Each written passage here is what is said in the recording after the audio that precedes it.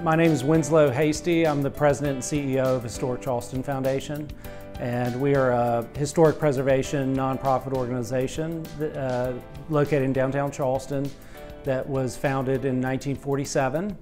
And we work on a wide variety of issues. We own two house museums downtown, the Nathaniel Russell House and the Aiken House. What I always like to say is the sort of discipline of historic preservation is a lot broader than a lot of people realize.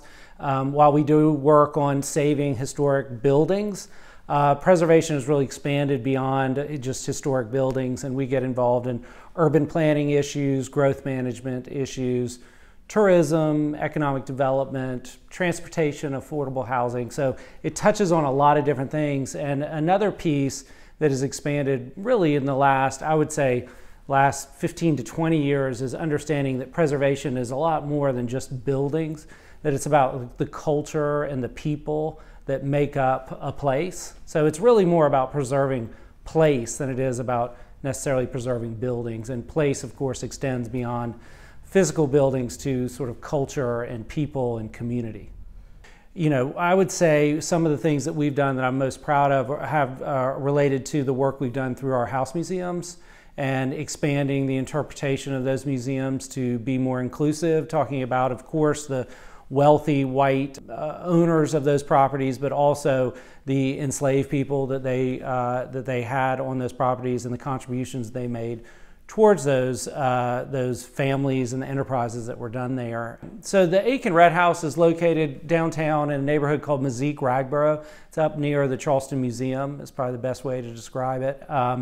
It's in a residential neighborhood. It was built in around 1818. This property, what's incredible about it is it has intact, all the outbuildings are intact. So the carriage house, the kitchen house, the laundry, and then the slave quarters that are located above them are all there intact and have never been really restored or altered. So it's this incredible time capsule that allows us to tell the stories of not just the grand mansion and all the important political things that went on there, but it allows us to tell also the important story of the enslaved people that lived on the property, the work that they did there, the pain and the suffering that they endured while living there, and having the laundry spaces and to see how small and dimly lit these quarters are really conveys a powerful message about the lives that those people lived. And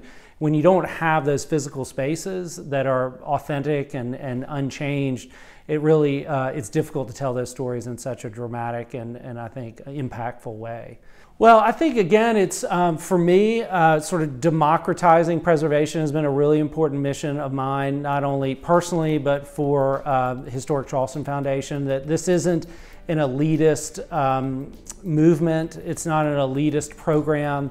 And it's also a lot more, as I said earlier, than just about old buildings and saving old buildings. It's about community, it's about livability, it's about economic development, and sort of having people understand how many different areas of city making, place making, preservation kind of touches.